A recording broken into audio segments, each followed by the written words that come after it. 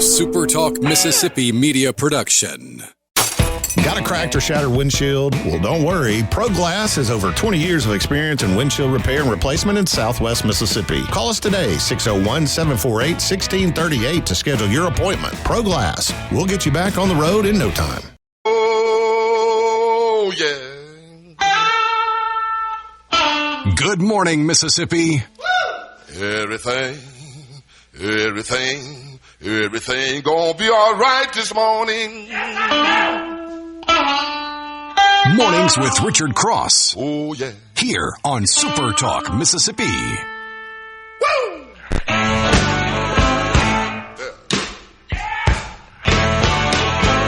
Now, when I was a young boy,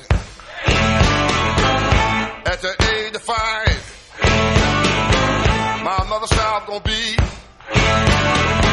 the greatest man alive.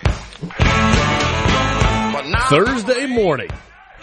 This is Mornings with Richard Cross on SuperTalk Mississippi. We are glad to be with you. Glad to be starting off the day as we move toward the end of the week. Today, the 24th of July, 2025. We are almost at the end of the month of July. Turn the calendar to August. For most, that means kids back to school, as we discussed yesterday. For some of you, maybe even many of you, kids are already back to school. So they're either already back or they're headed back that way shortly. It means, for a lot of people, it's kind of the last month of summer, although I guess that's changed a bit. It means the start of the high school football season. That's right. We wait until the month when it is hotter than any other month of the year, and we say, let's take our young fellas, and not just football, other sports as well, our young gals, and let's put them in long pants. Let's add some equipment. Let's put a big old heavy helmet on their head, and let's go watch them get after it. That's what we do. And we love it. Richard Cross, Lance Tolbert with you this morning. Lance, I feel like you're along, whether you want to be or not, I feel like you're kind of along for the journey, along for the ride with Obie's football. No, of course. I'm going to be on top of this, dude. I got to hear about it. Vested interest. Yes, so definitely. This is, they've got a 3-hour practice today. Ooh. But this is kind of the end of their summer training program. It's like an install, and it's like make sure everybody knows. And it's joint practice. It's the junior high kids and the high school kids and everybody out there together. But then they get tomorrow off, and then you know what next week is. Now, a version of what it used to be, but next week's two-a-days. He's never experienced anything like that before. And I am equally parts, I feel bad for him, but not really. I'm so excited for him. Man, I love that stuff. I did too. Absolutely. It's hard. It's hot. You're tired. You sweat. Your body aches. You may throw up, but that is when you become what you're going to become. Getting molded into metal that way. Oh, man. You got to get used to it. I mean, golly, the early morning, Lance, where either you're in full uniform or just partial uniform, and it's already hot and sticky. And you don't want stuff on you first thing in the morning. And I remember our stretch routine was, you started out as touch your toes and cross your leg and touch your toes and cross your other leg and spread them out and to the right and to the left, like everybody on the ground. You're like, no. You got those fresh grass clippings and there's some dew and it's going to stick to you and you're already sweating and that smell and oh. Oh, I love just getting out of the locker room. One more time. Yeah. I mean, just to get out of the stinking locker room onto the field, I would be the first one out.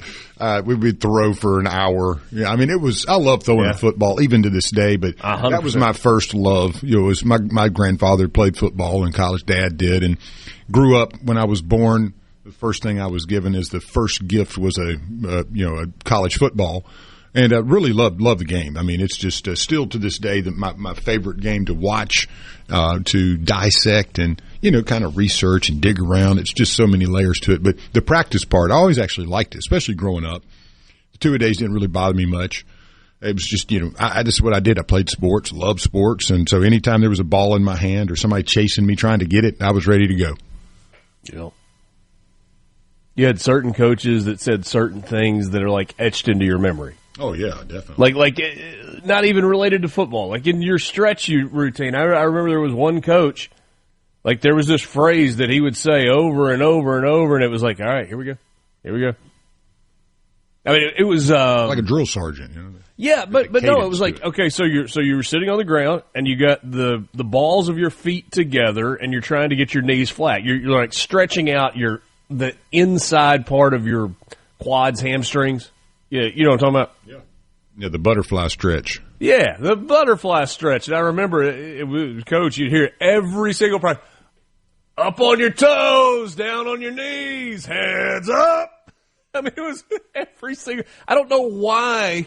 That's one of the things that randomly stands out to me. We had a receiver named Aaron Jagers, and when he would sit down and do the butterfly stretch, his legs literally, he was so tight that his knees would be up about his chin, and Coach would always come by and push, all, trying to get those things down. Come on, Jaggers, we got to get you limbered up. Yeah. It's just those days were great. Had one coach. That's right. Yeah, just all the coaches, even now I remember we laugh, the guys that I grew up with and get to still see. We laugh about those guys all the time, and because they were, they were heroes and to us as young men trying to become, what we kind of saw them doing already. Was being kind of the man in charge, knew the game, and had confidence. So they, those guys were so good at building that confidence, and it's tearing you down and building you up. That's part of sports, is finding what you can't do and then figuring out how to do it, So you got it's tough. It's supposed to be tough. So yeah, I'm along for the ride with young Obi. It's going to be a fun one. Yeah. Senatobia, you got sunshines and clouds mixed in today. High of 96 with the winds out of the southeast at 5 to 10 miles an hour. Carthage, some sun this morning, increasing clouds this afternoon. Stray shower or thunderstorm possible. High 94. Waynesboro, mostly cloudy skies for you. Stray shower or thunderstorm possible with a high of 91. Long Beach, thunderstorms, potential for heavy rainfall today with a high of just 86. Winds out of the east at 10 to 15 miles an hour. 70% chance of rain. C-Spire text line is open to you, 601-879-4395. 601-879-4395. C-Spire, inspired by you. For those of you that are trying to watch on video and maybe you're only getting an audio feed this morning, we are aware of that. We are efforting. We're trying to get it fixed, and hopefully we'll do that just a second. It is a spirited effort, too. I can that's see. Right. Yeah, it is not like we're telling you that and not doing anything. We're definitely trying to get that resolved for you. So on the C-Spire text line, you know who else is out there during the heat right now? All those band students, many of whom started band camp last week, are now in their second week, or out there from 8 till noon, take a lunch break, do some indoor music rehearsals in the afternoon, and back at it in the evening for 2 to 3 hours. That's Bruce. He said, and that's toting around drums and sousaphones. Great respect. Yeah. Much respect for y'all, definitely. Absolutely.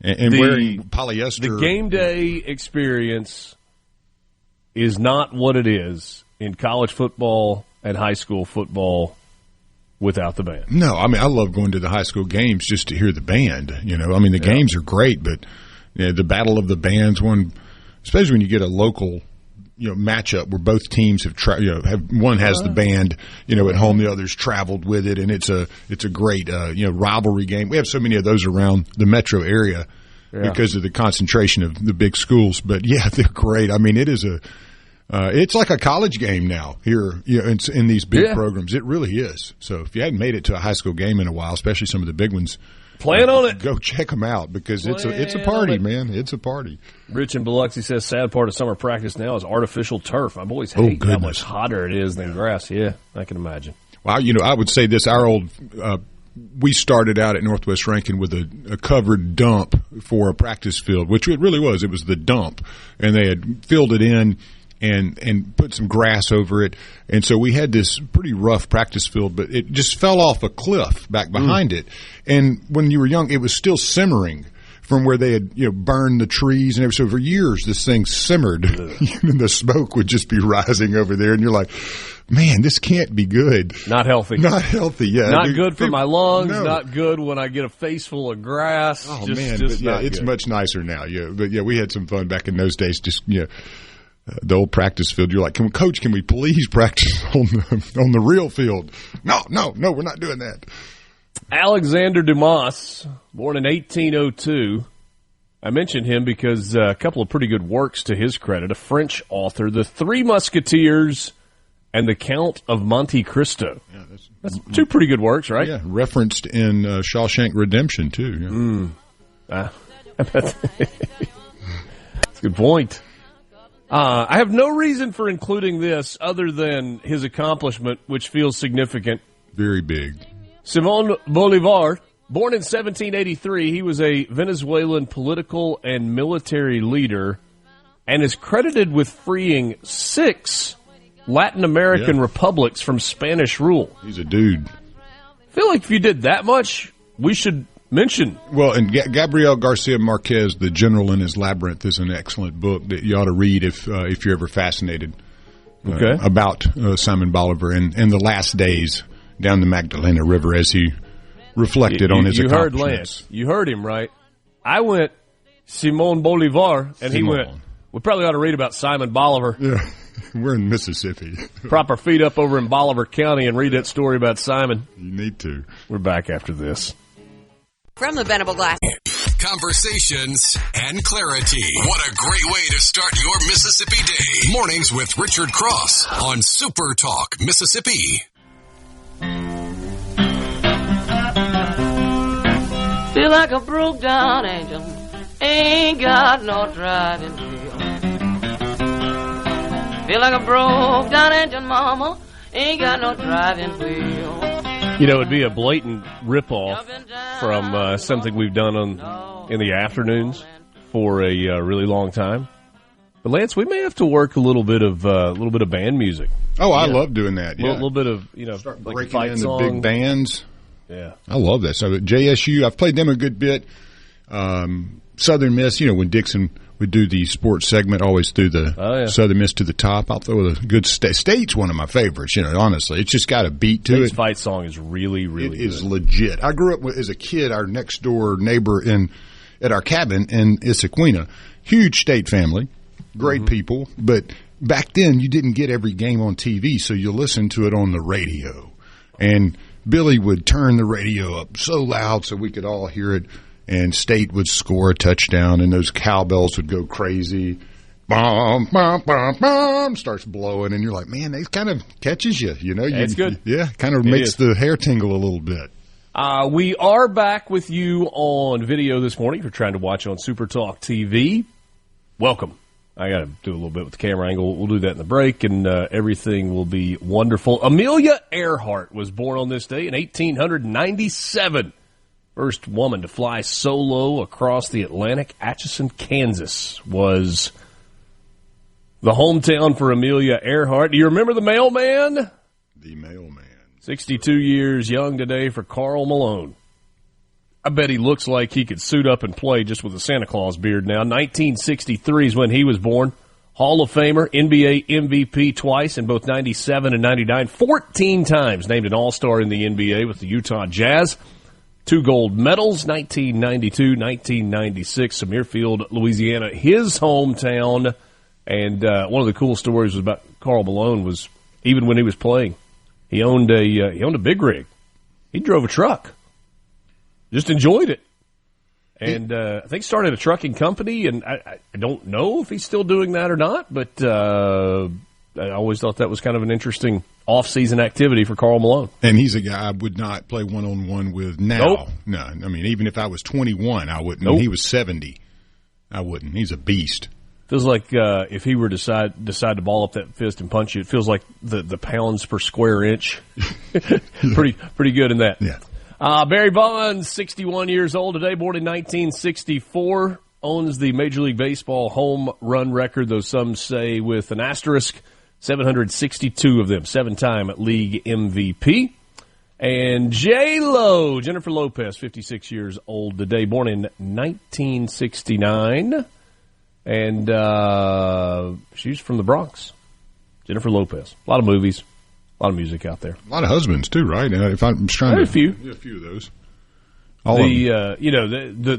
The melding of the nicknames is something that I could probably do without. You had J-Lo and A-Rod, and people started calling him J-Rod. Yeah. What was it? You had Brad and Angelina, and they became Brangelina. Yeah, whatever. Well, she was married. I don't remember this guy, Johnny Noah. That one didn't last very long, about a year. Was that like? And then Chris Did Judd. They become Jonah then or something like that? Yeah, I'm not sure. Then Chris Judd. And then you get into Mark Anthony. They made it for a decade. Ben Affleck, a few years. But then, like you said, you had the A-Rod relationship in there somewhere. All right. Mm-hmm. We'll pass this along as we move towards some news headlines coming up in just a minute, give you a few things that have happened historically on this day. There's actually a lot that happened today. We get this message on the C Spire text line, though. Men, we lost a retired trooper, on Tuesday, 2 days ago. Larry Joe Gunsmoke Gillespie. Said he was a great dude, was in the Mississippi Highway Patrol in Governor Bryant's time frame. So our condolences to the Gillespie family. Thank you for sharing that with us, and thank you to Gunsmoke Gillespie for his service to the state of Mississippi. Today in 1847, Brigham Young and his Mormon followers arrived at Salt Lake City, Utah. And they made it their home. That is the home of the LDS Church. I did a game last year, opening Thursday night of the season in Salt Lake City. It was a Utah game. And then got to go to BYU on that Saturday. Salt Lake City's beautiful. It looks like all of the surrounding area is just gorgeous. And then on top of that, it is ridiculously clean. Like, it is the cleanest big city I've ever been in my life. But I was staying downtown, and I walked, just kind of went for a walk on, I guess it was Thursday morning, game day. And, man, the LDS complex in downtown Salt Lake City is incredible. I had a bunch of construction going on, so I wasn't able to, tour the... It's like our Vatican City here. The temple or anything like that. But, man, it was incredible. I don't know the history of this, but it was fascinating when I saw the note. In 1851, the long-hated window tax was abolished in the United Kingdom. They taxed people based on the number of windows that existed in a dwelling. And so you would have big houses where you saw windows that were bricked over. Less light, less air. They didn't have air conditioning in 1851 in the United Kingdom. But you didn't want to pay the tax, so you just bricked over your windows or boarded them up. What a strange tax. I guess they were having to make up for all the tax money they lost on tea. I was going to say, they were good at taxing people. Mm-hmm. Machu Picchu was rediscovered on this day in 1911. Hiram Bingham, an American explorer, rediscovered the lost city of the Incas. Who discovered it first? I don't know. The Incas, maybe? It was... Wouldn't they have been the creators I don't know of if it? they were discoverers, but, kind of built it. Nobody could find it, and then there it is. And now it's a... It's like one of those, you're like, how did you not see that one? You'll like this one, Lance. 1952, High Noon. Mm-hmm. The American Western film directed by Fred Zinnemann, starring Gary Cooper and Thomas Mitchell, was released. It's a good one. Significant day in palliative care. On this day in 1967, the first modern hospice, St. Christopher's, was founded by Dr. Cicely Saunders in London, beginning modern palliative care and the hospice movement. Hoyt Wilhelm, 1968, pitched in a record 907th Major League game on this day, again in 1968. Passed Cy Young for the record of pitching appearances. That was back before the elbow surgeries and shoulder surgeries too, so you kind of had to make it through. Men were men. Yeah, had to pitch through it. A few more of these. Like I told you, there's a lot of stuff today, and I think a lot of interesting stuff that happened. Apollo 11 returned home on this day in 1969 after taking the first astronauts to the moon, and then got them home safely. 1983, George Brett went nuts.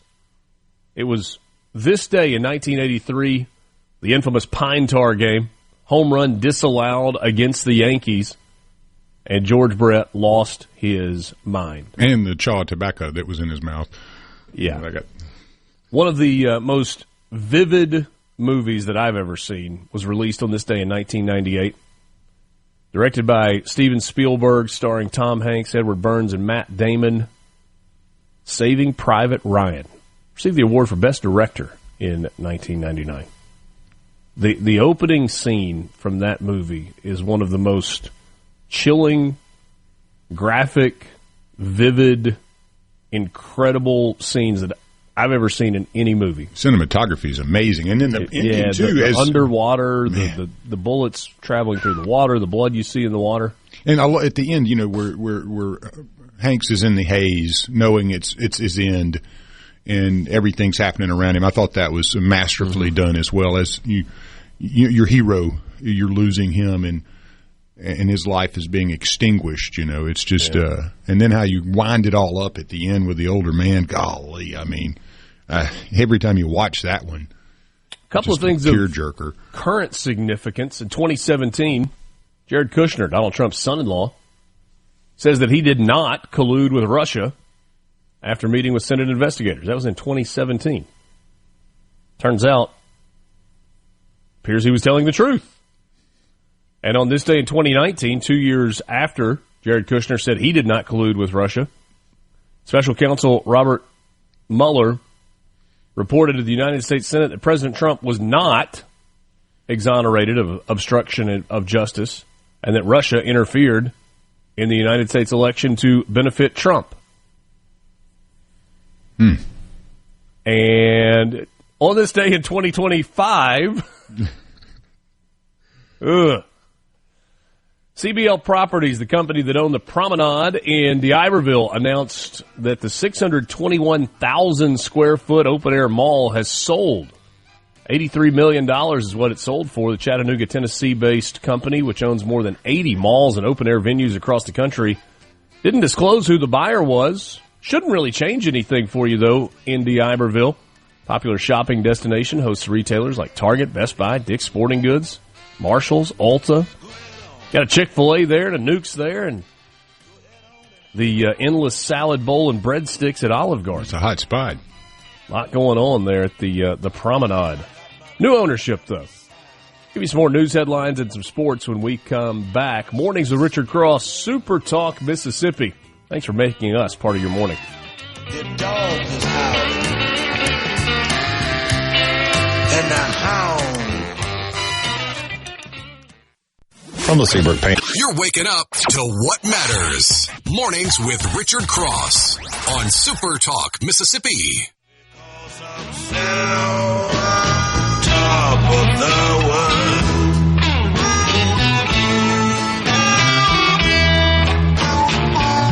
One summer day, she went away. Hello again, friends. Great to be with you. It's Mornings with Richard Cross on Super Talk, Mississippi. Thanks for making us part of your morning routine. 3 Central Mississippi correctional officers are now on the other side of the bars. Mississippi Department of Corrections officials announced yesterday that a contraband smuggling scheme was uncovered at the Central Mississippi Correctional Facility in Rankin County. Cell phones, food, alcohol, and other controlled substances were allegedly illegally brought into the facility. 49-year-old Sherry McCollum, 33-year-old Kiara Michael, and 33-year-old Teresa Hasty all connected with the alleged crimes. Burl Kane, the MDOC commissioner, said, regretfully, sometimes our employees cross the line and we must send a message introducing contraband into our facilities will not be tolerated. We will prosecute to the fullest extent of the law, and the corrupt inmates will receive severe disciplinary action. McCollum, who's a native of Jackson, charged with introduction of contraband, 2 counts of introduction of a controlled substance, and 2 counts of possession of a controlled substance with intent to distribute. She was arrested on Sunday. 232 grams of crystal meth, 76 grams of marijuana, 4 cell phones, and a series of food items. Whew. Yeah, that's Michael was charged under the general prohibitions of state and conspiracy. She was arrested on Sunday, found to be in possession of 10 cell phones and a phone charger. And Hasty got charged with sale, possession of alcoholic beverages within the facility. She was arrested, found to be in possession of 30.4 fluid ounces of liquor. It wasn't toilet wine, huh? Apparently not. I don't know if that was top shelf stuff or just like... Yeah, you think they're requesting, like, get me some Grey Goose? Yeah. Or do you just bring the Taka? If you could find a bottle of Blanton's, I really would... I wonder what... Yeah, that would be... You'd have to have the right horse on top, too, because I'm sure you get exacting standards. If you're a collector, you need the B or the... The Hinds County Board of Supervisors has done something good. Unanimously agreed to move forward with purchasing and installing a memorial to commemorate fallen deputies. Officials say the monument will pay tribute to the courage, commitment, and service of area law enforcement officers who lost their lives in the line of duty. The shrine is anticipated to cost about $13,000. Hinds County Board of Supervisors unanimously agreed to move forward with purchasing and installing the memorial to commemorate the fallen deputies. Sheriff Tyree Jones said a special thanks to the Hinds County Board of Supervisors for their cooperation in bringing this project to fruition. It was our vision to place a permanent marker to honor the ultimate sacrifice of deputies spanning several decades. This project has now been designed and funded, and soon we'll see it permanently placed as a reminder of their service. So, outstanding work there. Let's see here. Columbia University in New York City has reached a deal with the Trump administration. Excuse me. They're going to pay more than $220 million to the federal government to restore federal research money. We're going to give you money so that you will go back to giving us money. That was canceled in the name of combating anti-Semitism on campus. This announcement came from the university yesterday. Under the agreement, $200 million in a settlement over the course of 3 years, $21 million to settle investigations brought by the United States Equal Employment Opportunity Commission. Interim University President Claire Shipman said the agreement marks an important step forward after a period of sustained federal scrutiny and institutional uncertainty. The settlement was carefully crafted to protect the values that define us and allow our essential research partnership with the federal government to get back on track. Hey, man, you got to spend money to make money, The administration pulled the funding because what it described as the university's failure to squelch anti-Semitism on campus during the Israel-Hamas war that began in October of 2023. In addition to the fine, Columbia has said it's going to implement a series of changes previously announced this past March, including reviewing its Middle Eastern curriculum to make sure it is comprehensive and balanced, and appointing new faculty to its Institute for Israel and Jewish Studies. University also has to issue a report to a monitor assuring that its programs do not promote unlawful DEI goals.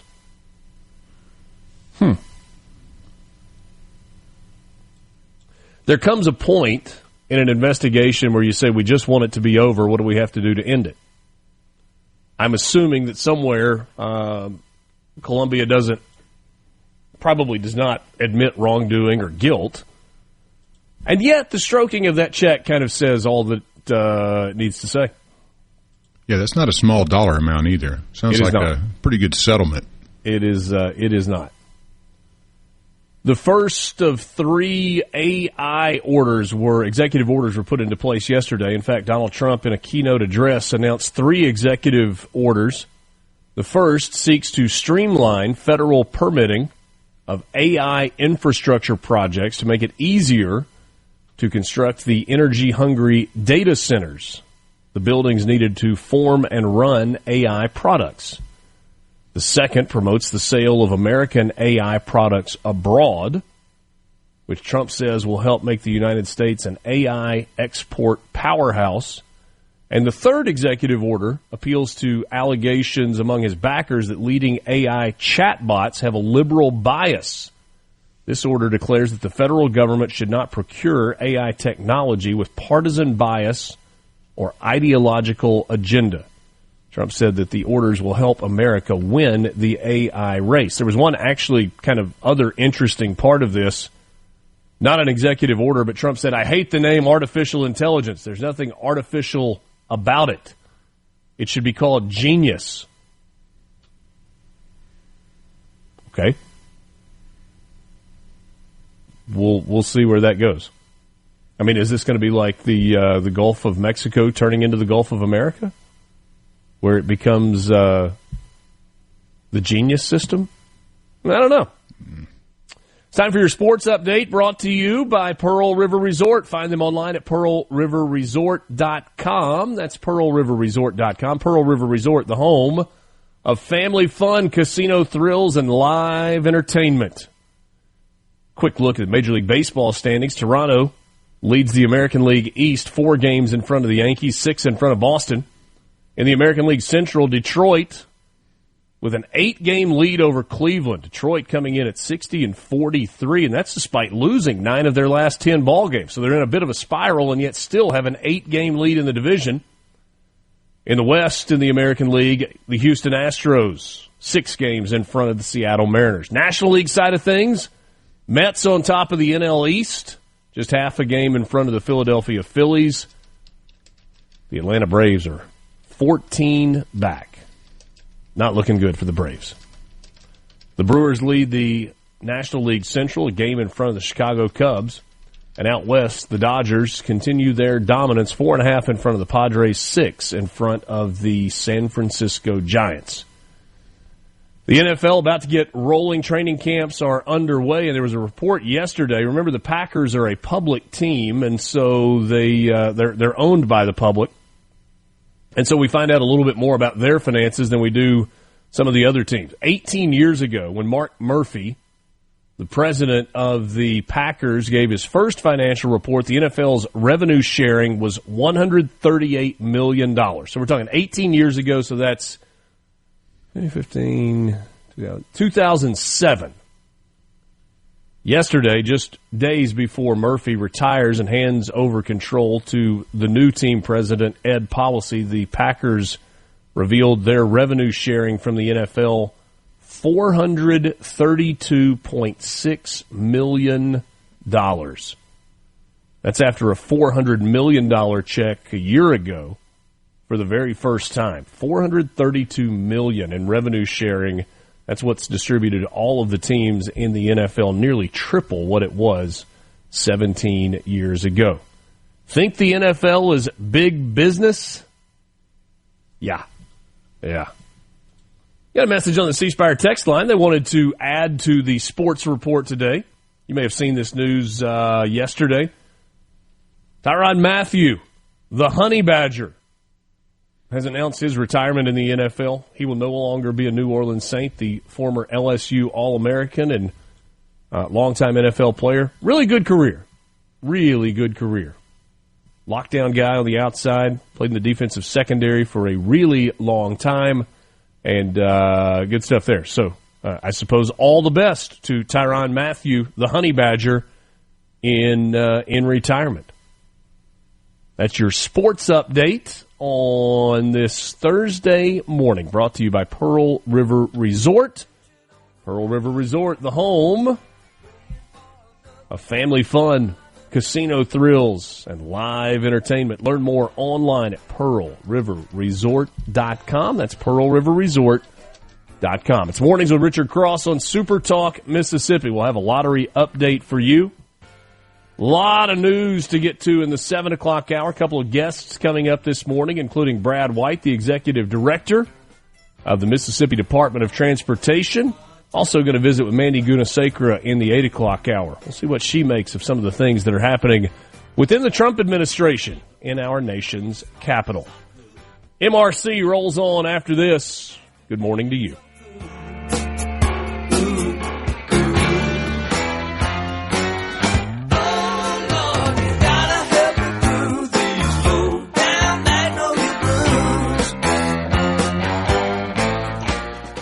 From the Venable Glass.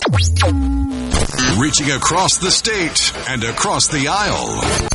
Mornings with Richard Cross on SuperTalk Mississippi.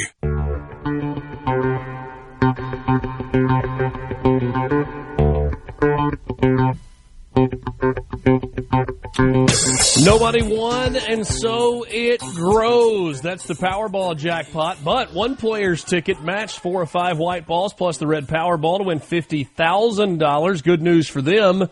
They paid $1 for the Power Play add-on, so the cash prize multiplied to $150,000. It's the 4th big Powerball win in 10 days for Mississippi Lottery players. Ticket purchased at Murphy Oil, Indy, Iberville. The next drawing in the Powerball comes your way on Saturday.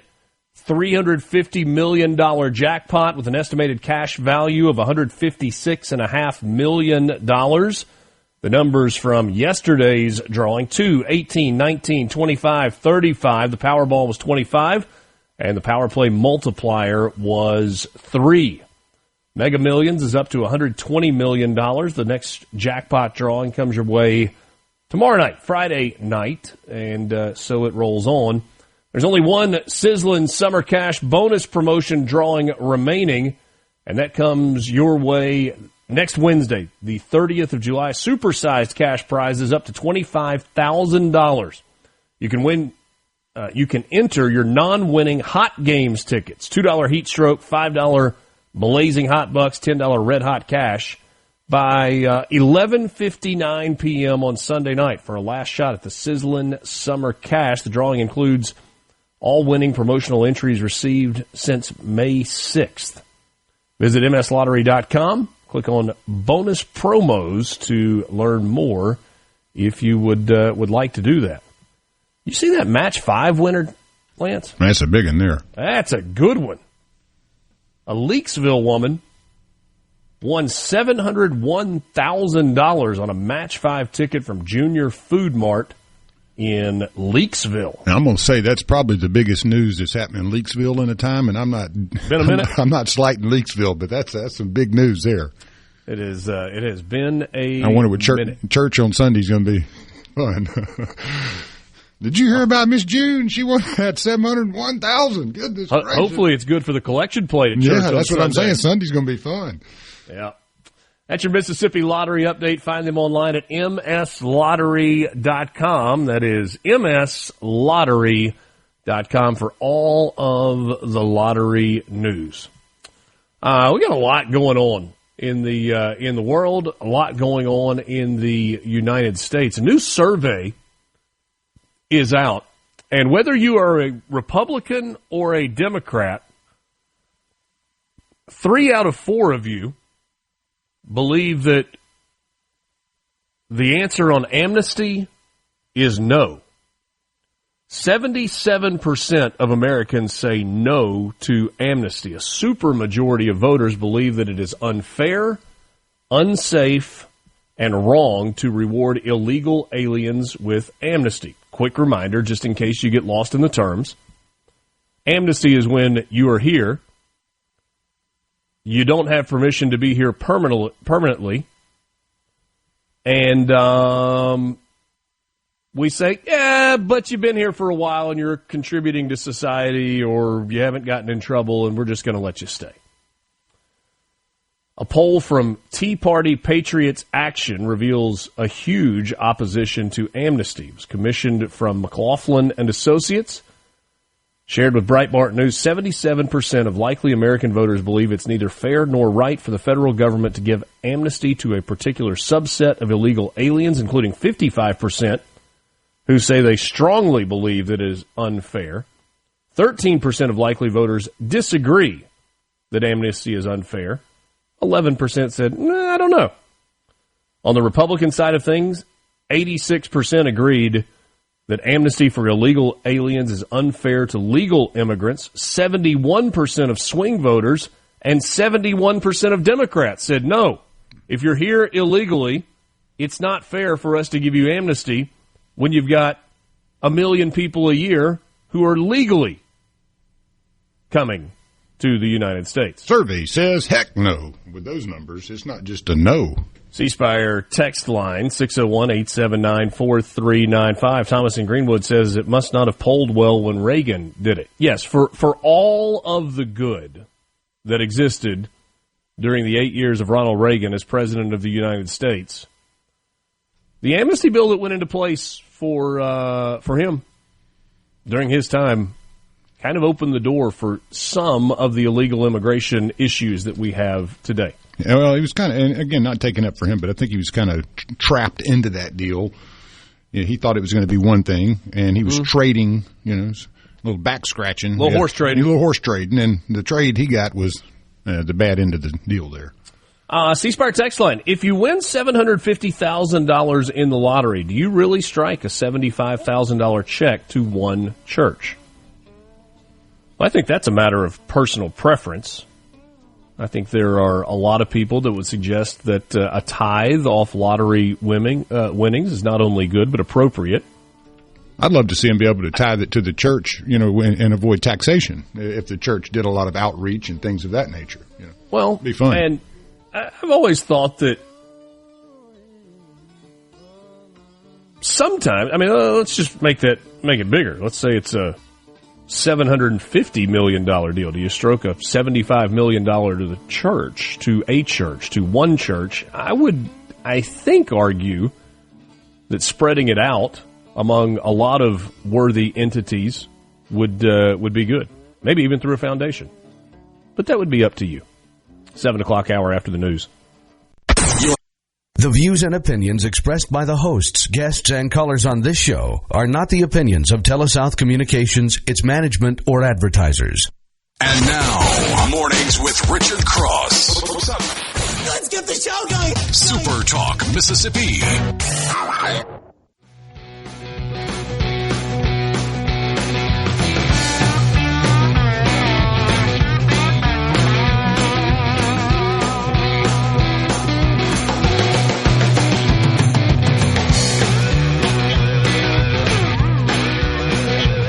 Thanks for being with us this morning. It is Mornings with Richard Cross on Super Talk, Mississippi. We are glad to have you along for the ride. We hope you'll join us on the C-Spire text line. The number is 601-879-4395. Again, 601-879-4395. Your team has you covered on the field. C-Spire has you covered everywhere else with the best technology for home work and on the go. Backed by local 24/7 customer support. Learn more at cspire.com. C-Spire, inspired by you. This hour of Mornings with Richard Cross is brought to you by MWG Employer Services. MWG Employer Services. You can find them online at that website, MWGEmployerServices.com. Or you can give them a call. Talk to them about how they can help your HR operation, whether you're struggling with benefits, payroll, some of the other HR necessities. You're not alone. MWG Employer Services can help. 601-206-7966. 601-206-7966. Or the website, MWGEmployerServices.com. 1 week from today, there's a good chance, Lance, that there will be a bead of sweat that starts at the base of my neck and trickles its way down my back through the shoulder blades. You know where it goes from there. Yeah. It's because we'll be at the Neshoba County Fair, Mississippi's giant house party. It's back. It's bigger than ever. Founders Square, that's where we will be next Thursday. Mornings with Richard Cross. Gerard Gibbert with Midday is going to be there on Wednesday. We'll have you covered with the speeches and the people and the sights and the sounds, and we'll try to communicate the smells even.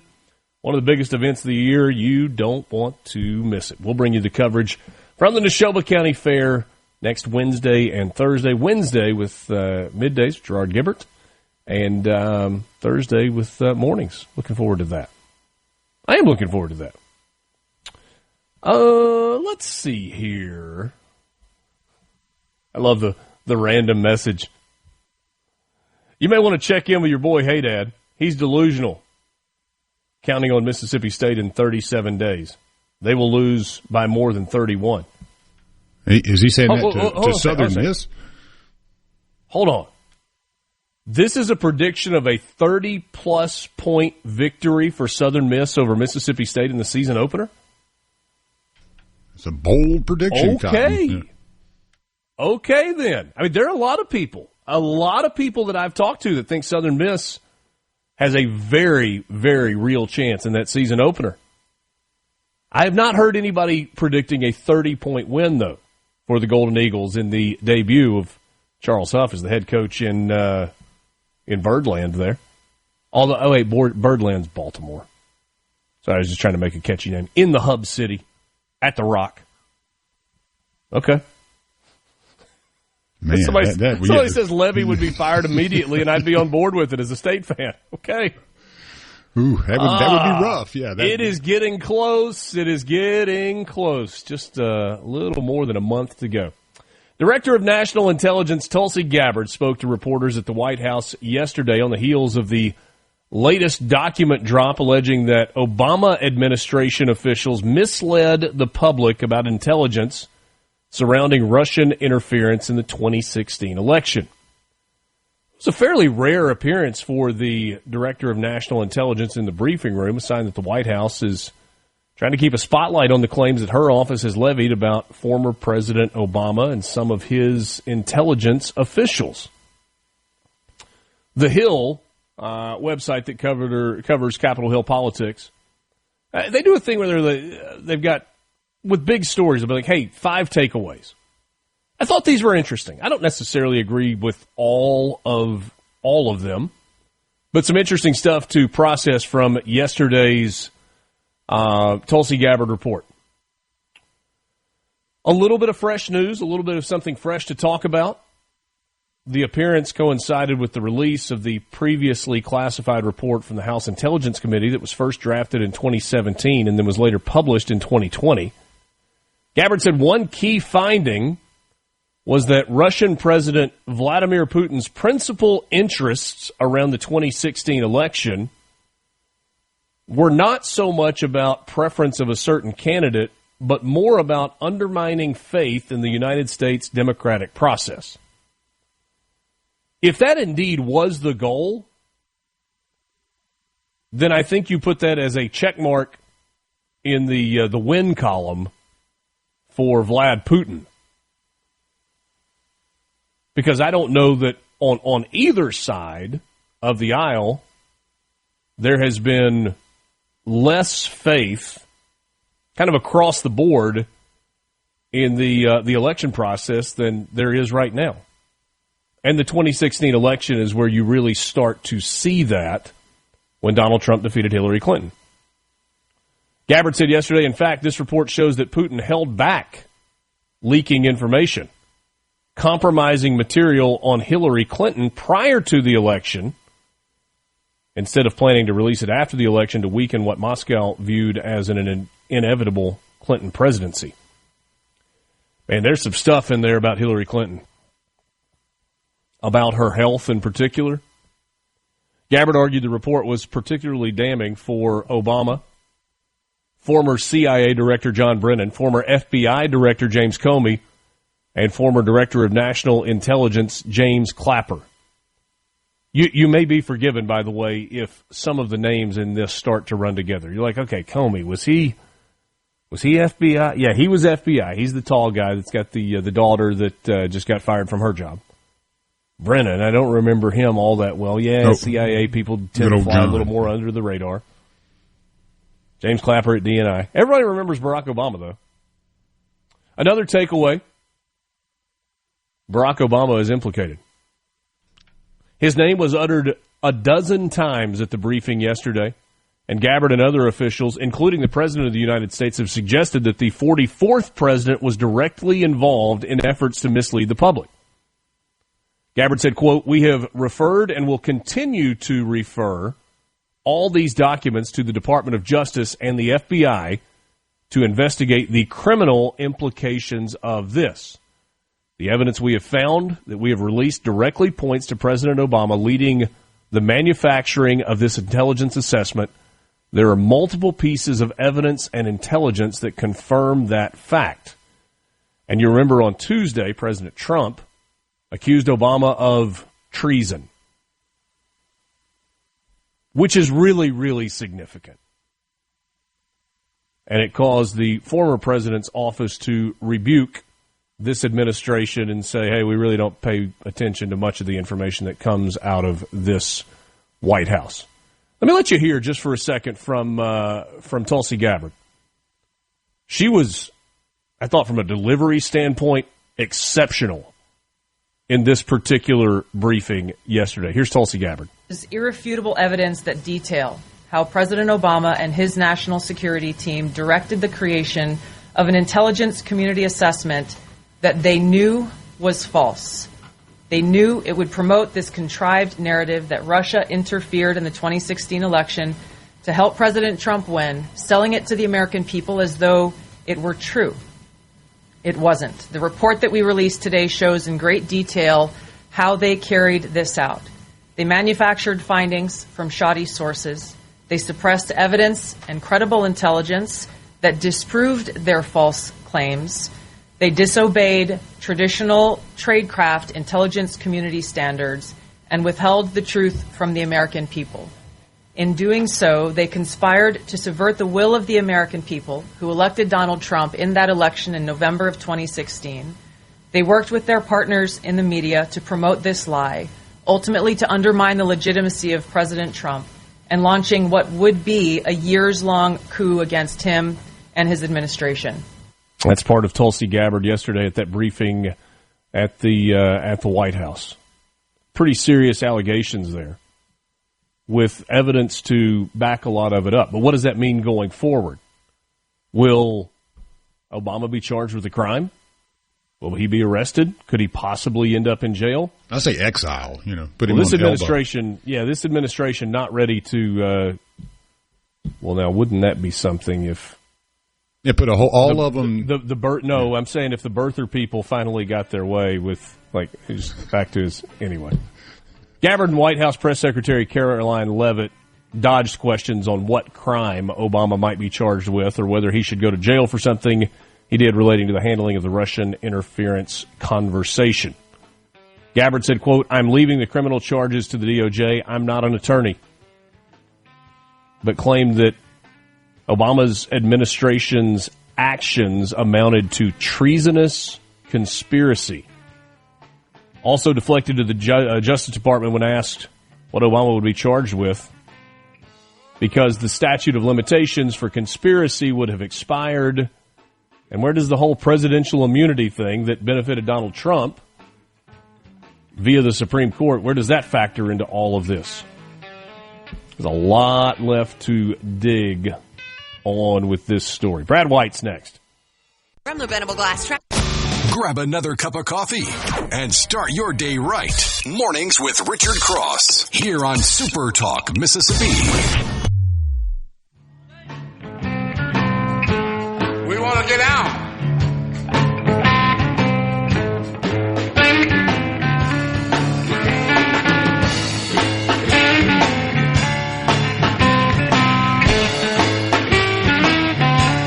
Always great to be with you to start the day. This is Mornings with Richard Cross on Super Talk, Mississippi. Thanks for joining us. We encourage you to connect and be part of the conversation through the C Spire text line. The number is 601-879-4395. Happy to welcome my first guest this morning. It's a name that you know. It's a guy that you've heard from a number of times right here on this program. Brad White, Executive Director of the Mississippi Department of Transportation. Brad, I was thinking about how we might want to start this conversation. And, we do our lottery update every morning. And I was thinking, if you had a bunch of bills and you had some debt and you won the lottery, and I'm not talking about one of the massive. Let's say you won $100,000 in the lottery. As excited as you would be, and you'd be like, I want to go on vacation, and I'm going to do this and this and this with the money. And then you sit back for a second and you think, well, but I've got this that needs to be paid for, and I've got this that needs to be paid for. That's probably where these proceeds are going to have to go. I'm wondering if that's a little bit how you feel with some of the new and permanent funding that has been allocated to MDOT. There are probably lots of things you would like to do, but there are some things that have to be done that you can now do with this money that's been allocated by the legislature. Right. Good morning. Good morning. Well, we implement the Federal Highway Administration's program here in Mississippi, and it's basically two big programs. You have a capacity construction program that builds out the system and makes our system efficient enough to handle all the traffic that's on it, hopefully without congestion. And then you've got the maintenance of the taxpayers' existing investment. But while we run both of those programs, we're graded on the maintenance. All of our federal money is dependent on us hitting certain metrics with the upkeep of the existing system. So we are very appreciative of the additional recurring revenue. It's not just the fact that they're giving us more money, but they're giving it to us, the legislature, in a manner in which we can properly budget and spend it in a way to get the biggest bang for it. And I would expect that you'll see most of that go to help us catch up on the upkeep and maintenance and rehabilitation of the existing system. If I remember correctly, you told me that in the past, the way your office operates is with kind of a 3-year rolling plan. You're looking into the future. Maybe you're even looking beyond 3 years with some major projects. But in the more short term, it's, hey, these are the things that are immediately on the horizon, and you have to kind of figure out how to get those done in as timely a manner as possible. Does this make the recurring allocation of revenue, does it make that process a little bit easier? Yeah, I mean, when this is fully implemented in 3 years, the Department of Transportation see around $180 million a year in extra revenue is what we have anticipated. And that'll let us go that much further with the upkeep of the system. And while we love it, and I'm certainly not complaining about a secondhand diamond, it doesn't eradicate the shortfall that we've got in our budget, to be able to do everything that we would like to do. Our needs are always going to outweigh the money, and I think it's unreasonable to expect to be able to generate the type of funds we would necessarily have to take care of all of the needs all at one time. Yeah. But no, this will help us get us, pardon the pun, but further down the road and repairing bridges and highways. I mean, you mentioned the lottery, that when the department began receiving proceeds from the lottery, the commission wisely chose that 100% of those proceeds are going to go to the 2-lane highways around the state that when the formula dollars go through, sometimes were being a little neglected when you had to stack up what money we had and where we could put it. So we've rehabilitated with the lottery funds, over 3,000 miles of 2-lane road around the highway. So this extra money will be much like it was when we were able to receive the lottery. It didn't fix all of the financial issues that the department might have in being able to address all of the needs, but it certainly will help us do a lot more for the taxpayer, and they'll see a difference in what we're able to do. We've all been frustrated at times by being slowed down when road work is happening. They've got to grind up the pavement and then clean it up, and you see the big dust cloud when they're brushing it off, and then they start laying the pavement, and then maybe there's another coat, and then the striping, and it's a process. When you go through that process, and let's just, I'll pick it could be anywhere. What's the lifespan? So if you go through a resurfacing process on an existing road, what is the lifespan of that road moving forward before it has to be done again? Once we complete it? It lasts several years through that. Every year, the Federal Highway Administration, along with our team of people around the state with our maintenance forces, travel and inspect every inch of the interstate system around the state, and then every other year we're doing the rest of the highway system. And it's from that inspection and review and data collection that the 3-year plan is then developed to pick where are the roads that have the need to be resurfaced first. Where would the money be best spent to take care of those types of needs? And there's a lot of different factors that go into that. If you're in North Mississippi and have severe ice storms and things like that in one particular year, then the roadways up there are going to deteriorate a little bit faster than had we had warmer weather. If you're on the coast and you have the hurricanes or a year like this year where we've had a lot of rain. So there's different factors that come into place. So when we issue our 3-year plan, which is our effort to try to be transparent to the legislature and the taxpayer and saying, okay, this is a snapshot in time of where we expect to put all of the money that the taxpayers have sent to us to implement our program. That truly is a snapshot in time, because by the next year of evaluation, depending on what happened weather-wise and in other dynamics around the state, those priorities may change a little bit. Yeah. What goes into the decision of an asphalt road versus a concrete road? Price, normally. Okay. Just what it would in cost a perfect in a perfect world, is concrete better and longer lasting? I mean, I think both are very useful in what we do, but I mean, primarily, I mean, it's all about how do we take care of the most roadways as efficiently as possible and get as many miles rehabilitated as possible. So, but they're both very useful in what we do. I got you. Visiting with Brad White, Executive Director of the Mississippi Department of Transportation. I feel like I missed out last week. I think like half the people in Mississippi were all in Washington, D.C., and some of it was for different reasons. Some people were there for the same thing. You were in D.C. last week. What was your goal? What was your reason for being there? Well, I was asked to participate on a panel with one of the National Road Builders Associations that was discussing funding of state DOTs and what Mississippi did and the dynamics that went into place with that. After the trip was scheduled, we also ended up getting an invitation to attend a meeting at the Department of Transportation with Secretary Duffy and others, all of the CEOs of the various state departments of transportation, to discuss the upcoming reauthorization of federal highway and what changes we might want to see and how we could be better equipped to handle our business. President Trump has made it clear that he doesn't want delays on all of the projects. He wants to cut through the red tape where we can and try to advance projects as quickly as possible. So we had about a 3-hour meeting there on Thursday that was spent solely in getting input from all of the different states about what we feel like you could do or they could do to help us deliver the product in a better way. An example of that would be when we build these big capacity projects, you start the pre-construction process. One of the first things that's done is developing the environmental document for that project, and then you move forward with the design and the purchase of right-of-way, moving utilities and things like that. And that sometimes can be, depending on what you run into, a very long process that can take up to 8 years.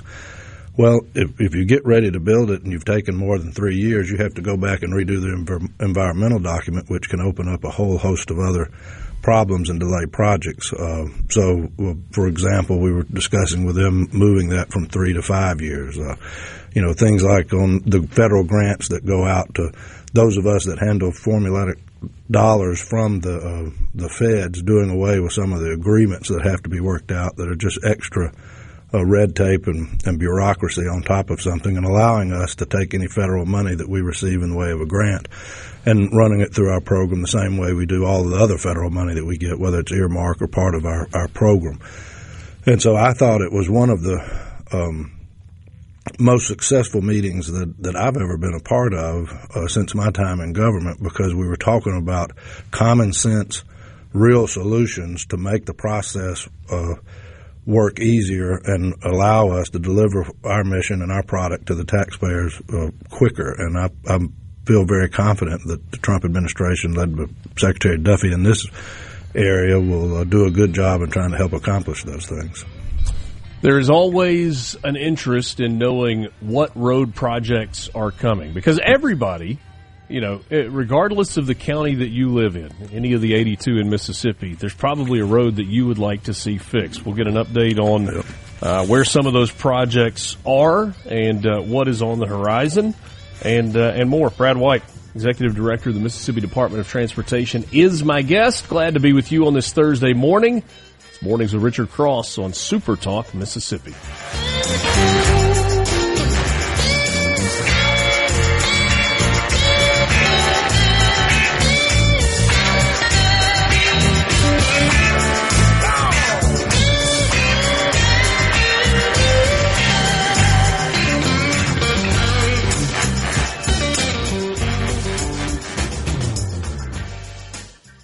On the Seabird. Segment of Mornings with Richard Cross is brought to you by Covington County Hospital in Collins, where your health matters. Take a deep dive into the news and debates driving the day, all on your ride to work. Mornings with Richard Cross, Super Talk, Mississippi.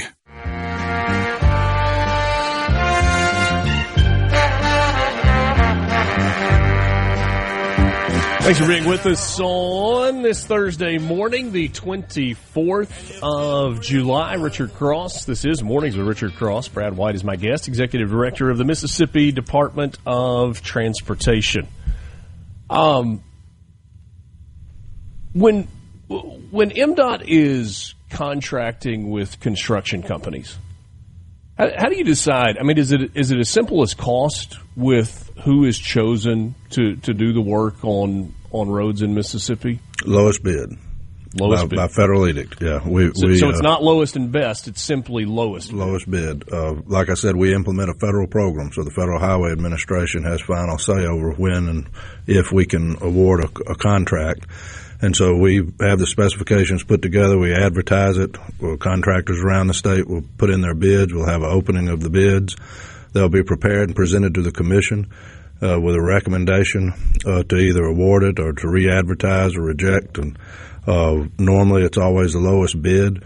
If all the bids come in over 10% of what the department's estimate is for that job, Federal Highway Administration, unless there's some clear reasons for that are justifiable, they will force you to re-advertise and redo it. So it's a very much done based on whatever the estimate is and who's the closest person to the estimate or the lowest bid. We do have them sometimes that come in lower than the estimate. But that's the process. Brad, we've got this ongoing conversation about the need for more skilled trade workers, right? Whether it's plumbers or electricians or HVAC professionals or construction workers, and so many of our community colleges are working hard to try and help that workforce issue. Is that a similar issue in terms of road crews? Is it general construction companies or is it specialized road construction companies that are bidding on these projects? It depends on the project. I mean, you have paving companies that's their main deal. That's what they do that go in on the rehabilitation. You have companies that specialize in bridge building. You have companies that do a little bit of it all. So I mean it's kind of across the board. But when you're talking about developing the skills for workers, you take the Department of Transportation. When I worked at MDOT the first tour, back in the late 90s and early 2000s, we had a staff of around 3,300 people. And that was engineers and maintenance forces that allowed for the department to do some work on its own, whether that be in the pre-construction of these big capacity projects or whether that be some of the routine maintenance around the state. And we went several years without any type of salary adjustments, and we lost a lot of employees, both from the professional staff and as well as from our first responders. They're the ones that are out on the roadways when the weather's at the worst. MDOT's at its best, and they're out trying to keep the roadways open for the other first responders that are trying to get fire and police and ambulance service out to the people. So one of the first things that we started working on 4 years ago was trying to take care of those salaries, and the Mississippi Personnel Board and the legislature have been great to work with us, and we've stopped the bleeding of staff and are starting to build back and try to recruit in a more skilled workforce within the department that would allow us to do some of the work we feel at a better cost for the taxpayer. Not the big jobs, but I mean the routine maintenance and the design work, some of the things behind the scenes, like that. Is it more cost effective to have your own crew and have it as an in-house project versus contracting out every single project you do? I mean, well, there's no way that we would be able to implement our program without the assistance of the partners in the private sector. There's just absolutely no way to do that. We could do with our own people as some of the in 1987, for example, when the 4-lane program was passed, a lot of the pre-construction work that was done then was done in-house at MDOT. When we started losing engineers in our roadway design division or our bridge division and right-of-way, things like that, it did make the agency a lot more dependent than what we should be on the private sector to help deliver those projects to the people. And certainly in the realm of our maintenance forces, when I worked at MDOT the first time, every county had a crew of people that were there to help, from anything from the mowing of the grass to the fixing of the potholes or guardrails. And if storms came through, whether it be tornadoes or hurricanes or ice storms, they're the ones that are out there making sure everything's open and safe. And over the years, we lost a lot of that to where you've got the same size crew that's now, instead of working within one county, might be covering more than one county, which affects our timeline on being able to do the job that the taxpayers expect us to do. So it's been one of the bigger positives that we've had is be able to take care of our employees and build back the agency in a way that allows us to take care of the type of work that we can do in-house at a savings to the taxpayer.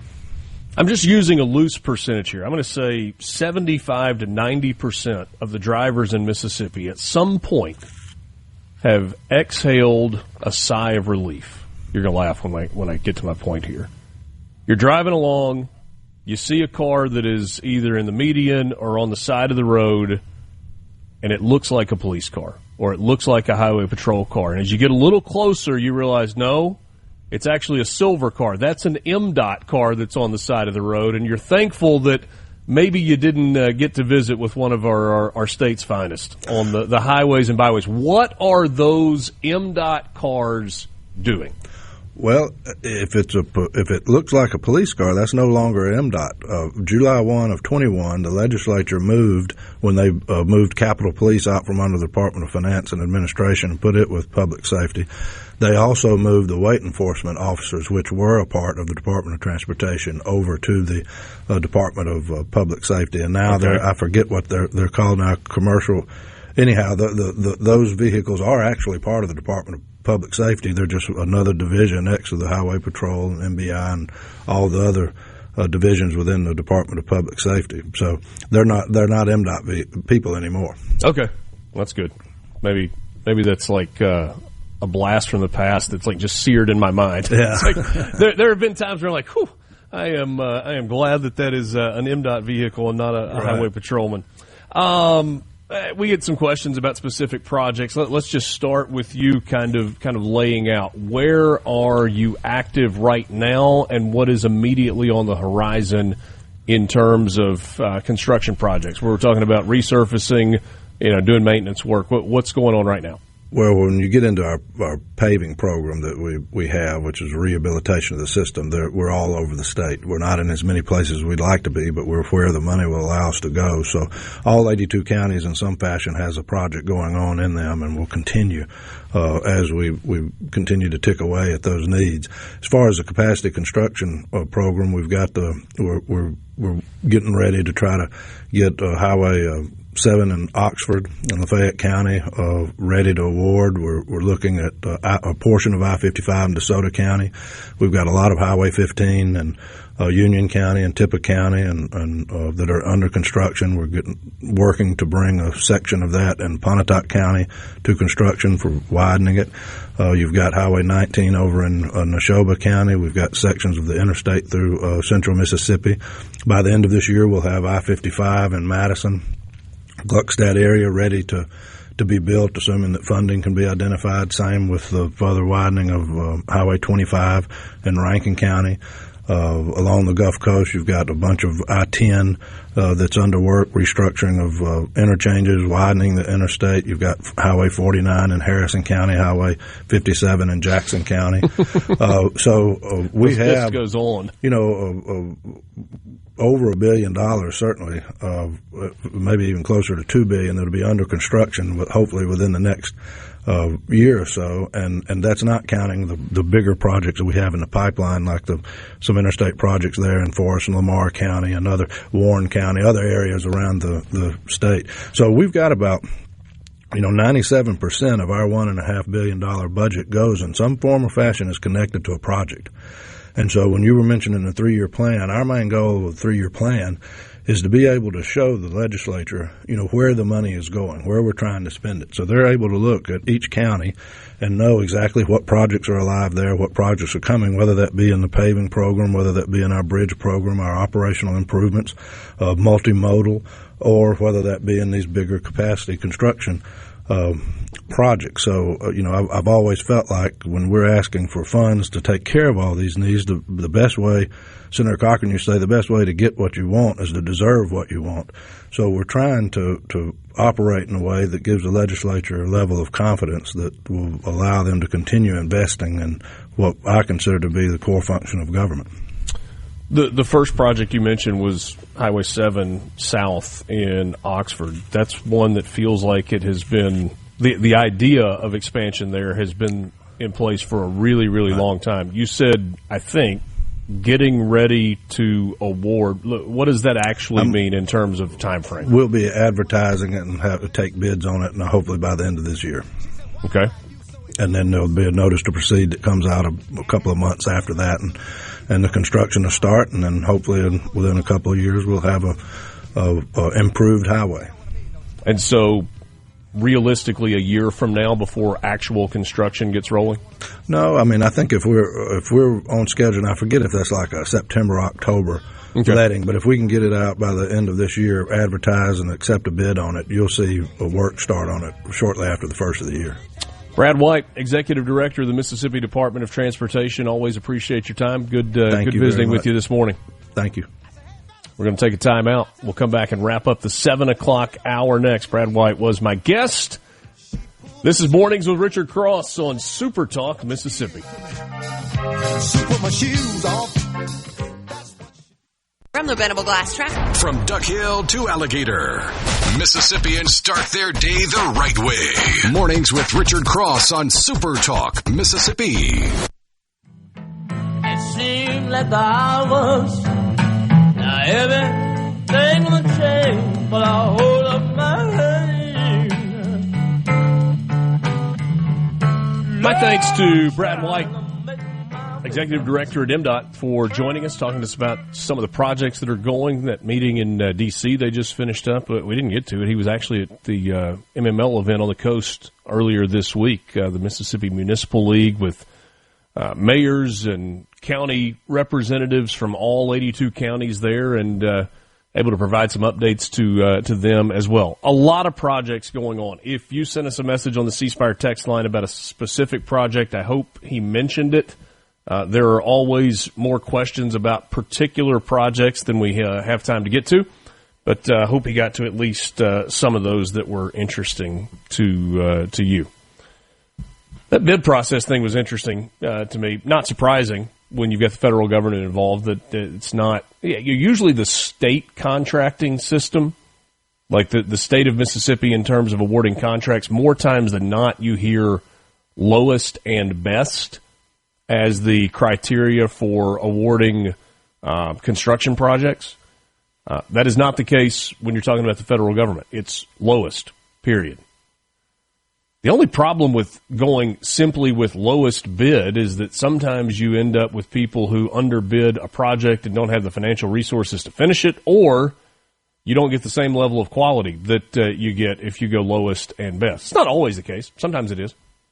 And in terms of lowest and best, there certainly is a range where, I mean, you can't say, well, it wasn't the lowest but the best, and it was 50% over the estimate going in, but it does give you the ability to look at proven contractors, companies, construction companies with long track records, and say, look, we've worked with these people before. This is the quality of their work. Yes, they are 4% more expensive than the least expensive bid, but we absolutely 100% know what we are getting. We know what their capabilities are. We know what their time horizon is. It just works. But not the case, according to Brad White, with federally awarded dollars. It is lowest bid. We were talking about Tulsi Gabbard, the Director of National Intelligence, her briefing at the White House yesterday. We were looking at some of those takeaways that the Hill cited. What about the reaction that news organizations have had to this evolving story as it pertains to President Obama and his administration misleading the American people about the role of the Russians in the 2016 election? Well, CNN, at least one reporter at CNN says, this is much ado about nothing, and we really just shouldn't be spending any time on it. Jeff Zeleny, who is their chief national affairs correspondent, talking about what the Trump administration, specifically Tulsi Gabbard, is looking at. We have no idea. I mean, this is hardly information that we should even be repeating. Never mind that it's, some years after the fact, 8 years more than that after the fact, but also just to look at the source. But look, this is the what this White House wants to talk about, and I'm not sure that we should spend that much more time on it, frankly. Oh, thank you, Jeff Zeleny. We appreciate your opinion. you are not sure that we really should spend much more time on this. We have what appears to be documented evidence of a sitting president of the United States directing his intelligence community, the intelligence community that is under his command, if you will, to find evidence that Russia colluded with Donald Trump, leading to his winning of the 2016 presidential election. And when they didn't find evidence, he said, go back and look again.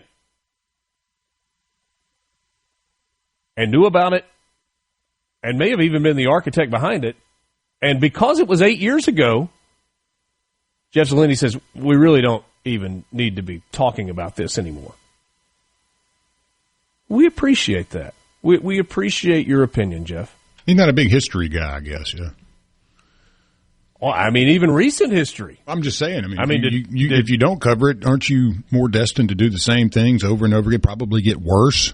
So, yeah, let's don't pay any attention to a sitting president potentially undermining, targeting, and weaponizing information. No, that's nothing to see here. Don't you think it was wise that Gabbard and Leavitt yesterday avoided the whole, this is what the former president could be charged with, these are the specific, like, I don't know where it goes. I don't know what the crime is. But I do know when you have a democratic republic that goes through a democratic election cycle, you want your elections to be fair. And having the chief executive of the United States trying to find a way to prove that a foreign government was involved in the outcome of the election to make one guy look bad or one side look bad or to delegitimize a president's tenure, that ain't great. That ain't great. 8 o'clock hour is on the way. Mandy Gunasekara will join us. She worked in the first Trump administration at the EPA. She continues to closely monitor the things that are happening in Washington, D.C. We'll get her to weigh in on a lot of these topics coming up next. It's Mornings with Richard Cross, Super Talk, Mississippi. Sit tight. The news is next. Morning, Mississippi. You're starting your day off right. Welcome to Mornings with Richard Cross here on Super Talk, Mississippi.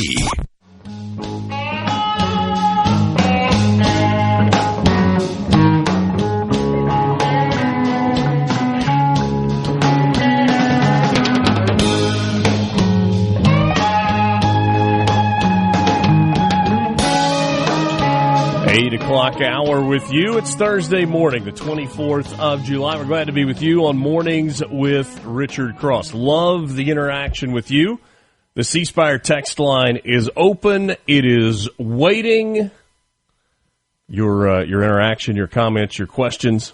C Spire text line 601-879-4395. Ready for your winning strategy? Here it is. Join C Spire. All the technology and support you need to succeed at home, at work, and everywhere else. Visit cspire.com today. C Spire, inspired by you.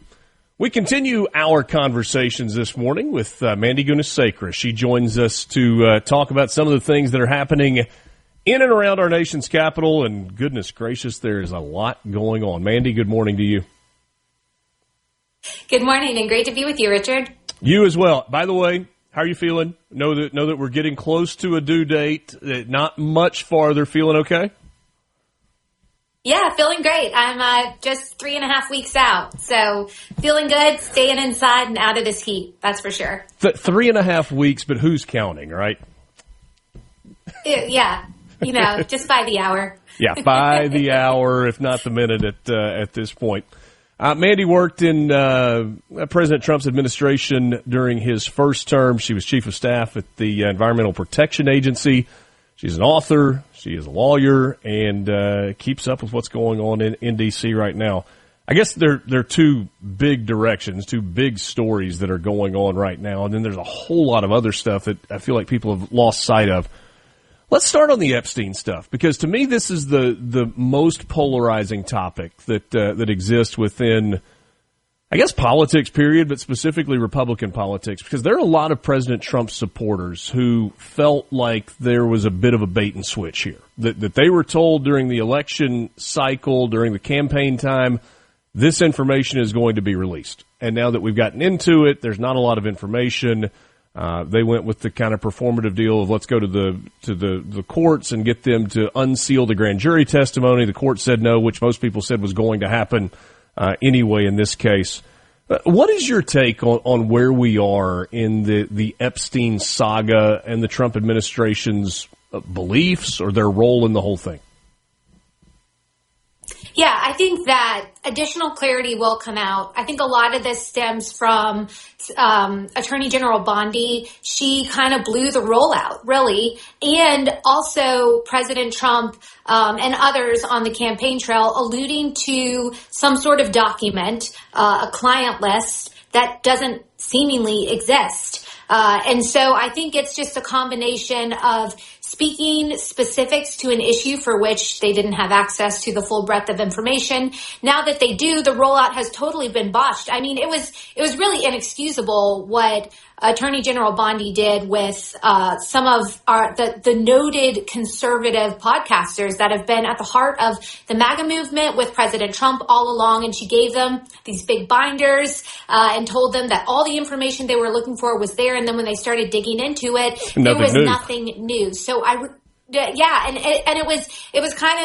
was a head scratcher for sure, and was frustrating, and it seemed like a betrayal for those people who had put so much on the line. So I really think it's them reeling from that botched rollout. I do think, and I know some of the people who are specifically working on getting additional facts that they can release to the public. Of course, this is all mired in the complexities of grand jury testimonies, sealed court documents, protection of witnesses, all of these things that kind of come together. So all that being said, I understand people's frustration. I share some of that frustration. I think it could have been avoided with a better rollout and being more honest about what we didn't have from the get-go. Perhaps saying that there was alluding to things that don't exist as we all want them to be. Some nice little client list where people can excoriate and go after additional people who perpetuated this sick, disgusting behavior that we saw from Jeffrey Epstein and Ghislaine Maxwell. I will say that Todd Blanche, who is senior level attorney general staffer at the DOJ, is going to engage with Ghislaine Maxwell. This has never happened before. And he is seeking any credible evidence she may have for people who, again, engaged in this disgusting criminal behavior. So there's a legitimacy. There will be more clarity for the broader public. I don't think it's going to be what was expected and what was sold. And I understand the frustration around that latter point.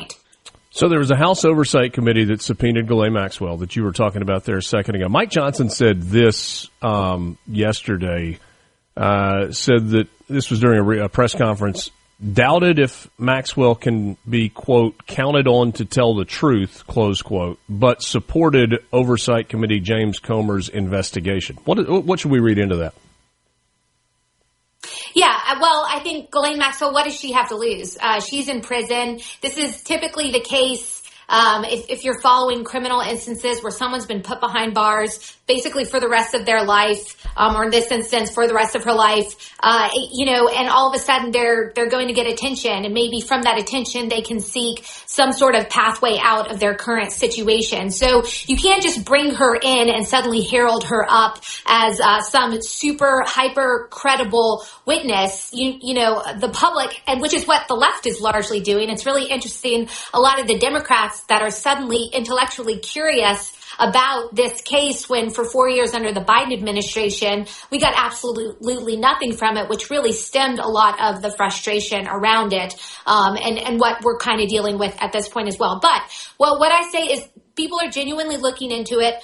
I will say from what we've seen in Congress, sometimes when they get critical confidential information, they can't keep it. They leak it. I would expect that if it goes to Congress, that some of this information will be leaked. And you better believe the things that will grab the headlines for mainstream media will be information designed to paint President Trump and this administration in the worst possible light. So I do think that Speaker Johnson, he understands that. He is wants to ensure that all of this is teed up in a very clear way, but obviously supports the interests and the intent of Representative Comer and other lead investigators from the House of Representatives to be able to go after and look into this alongside, again, what the Trump administration is already doing by virtue of devoting significant resources and the number 2 leadership at the Department of Justice to look into it as well. Visiting with Mandy Gunasekara, former chief of staff at the Environmental Protection Agency during the first Trump administration.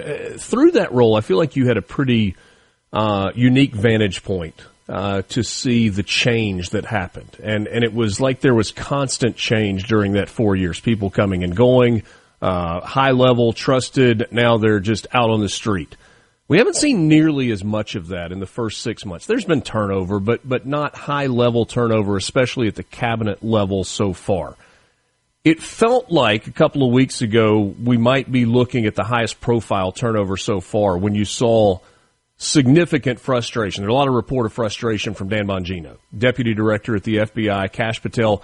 For whatever reason, there seems to still be a great deal of trust in those two people in particular being at the top of the FBI, and Pam Bondi, who you mentioned earlier, is the Attorney General, less so. They're people that they wanted to scalp, right? I mean, if something goes wrong, everybody wants somebody fired, especially when the president is famous for saying you're fired on a television show to critical acclaim. Why is it that Patel and Bongino seem to have escaped that kind of public I don't know, like figurative stoning from the MAGA movement, from the right side of this movement, and somebody like Pam Bondi has not? Yeah, I think the president understands that there can be slip-ups and mistakes, but he prioritizes loyalty. And you have to think about the people who are in these top-level cabinet positions. They've been loyal to him from the very beginning. They were loyal from early 2015-16, going through the campaign, all the way through to the time when Mar-a-Lago was raided and he was subject to continual numerous criminal investigations at the federal and state level. And so he's not going to let one potential slip up and an understandable frustration among some within the MAGA community at the rollout. He's not going to let that undermine what is more important. And President Trump alluded to some of this during a recent press conference where this was ultimately brought up, but he particularly praised Pam Bondi for the work she's doing on much bigger substantive issues. Of course, Epstein is sucking up all the oxygen in the room, and a lot of this has to do with the fact that some of the mainstream media see this fracture and they want to use it to try to undermine or distract from a lot of these bigger wins that President Trump has achieved, and that key people in his administration, whether it's Attorney General Pam Bondi or FBI Director Kash Patel, Dan Bongino, and the great folks that are over there, that he would let someone like that out of this administration, because then you have to think about, well, you got to replace them. Yeah. And who would that be, number one? And it's not going to be Matt Gaetz. A very long, drawn-out process. Yeah. No, it's not. That's not. It's not. We'll continue our conversation with Mandy Gunasekara on the other side of this timeout. Russia, this story that continues to get oxygen, to use her words from just a second ago, the role that Tulsi Gabbard is playing. What about Scott Bessent and economic policy and the pressure on the Fed to lower interest rates? We'll get into that on the other side of this timeout. Mornings with Richard Cross, SuperTalk Mississippi. Mandy Gunasekara is my guest. We're back after this. Oh, yeah. From the Venable Glass Traffic. Want to know what's being said in the halls of the Capitol? You're in the right place. Mornings with Richard Cross continues on SuperTalk Mississippi. You go and I'll come with you, little babe. Hey, just a little breaking news for you. I stepped outside for just a minute in the break. Yeah, sometimes in the winter we'll have those days where like the high temperature for the day is first thing in the morning and then it gets colder throughout the course of the day. Today, not going to be one of those days, just in case you were wondering. It's going to be hot all over the Magnolia State today and moving forward toward the Neshoba County Fair and for the foreseeable future, so hang in there. Mandy Gunasekara is my guest, former chief of staff and the Environmental Protection Agency during the Trump administration, round one, and author. The book is called Y'all Fired. If you haven't checked it out, haven't read that, it is worth the read. A lot of stuff that has happened, frankly, in the early part of this second Trump administration. So Mandy, I guess the biggest story, or the story that's getting the most headlines right now, is the declassification of these documents by Tulsi Gabbard, the Director of National Intelligence, with regard to Russian collusion in the 2016 election and the role that the Obama administration played in the not just the prevalence but the advancement of that story. There's a lot to unpack. So maybe let's just start high level. Like what do you think is the overarching theme in this whole Russia collusion new information story? Yeah, I think it's clear that President Obama was directly involved in manipulating intelligence to successfully plant the seeds for this Russiagate investigation on his way out. And then, the resulting consequences of that was the 4 years where we're constantly hearing about Russia, Russia, Russia, as President Trump characterized. And, just you can go back and forth. You can look and see the left's tactics where they put up these, you had the setup with Comey, and then that leaked report about the meeting with Comey where he was asking President Trump about some of the most salacious aspect of the completely defunct Steele dossier that was a product of Hillary Clinton's campaign. So you have that piece of it. And then President Trump pushing back, and then all of the media saying, President Trump on the defense as he responds to these allegations of Russian election interference. And we just had to deal with that as a country. The president, the time, energy, and resources that wasted. It is beyond frustrating, but it's great that D&I Director Tulsi Gabbard is in there. She's releasing this information, and she's also given it to the people that can ensure people will be held to account, even if it goes to the highest levels. I'll say the other thing, Richard, I remember going back is not only were these people manipulating intel to try to undermine the legitimacy and the success of the incoming president, but Comey, Comey and others at the top level were put out as these noble men that were pursuing this cause of potential election interference, and it was all completely bogus, number one, and number two, solely the result of political efforts to try to undermine President Trump and his incoming administration. Feels like the name of a law firm, like Brennan, Comey, and Clapper. I found myself going, okay, which one of these guys goes with which three-letter agency? What have we got in there? So a lot of moving parts in this. One of the things that some people have talked about is, Donald Trump fought so hard for immunity for a sitting president, and it was we understand that was a bit self-serving, but also probably important for the president.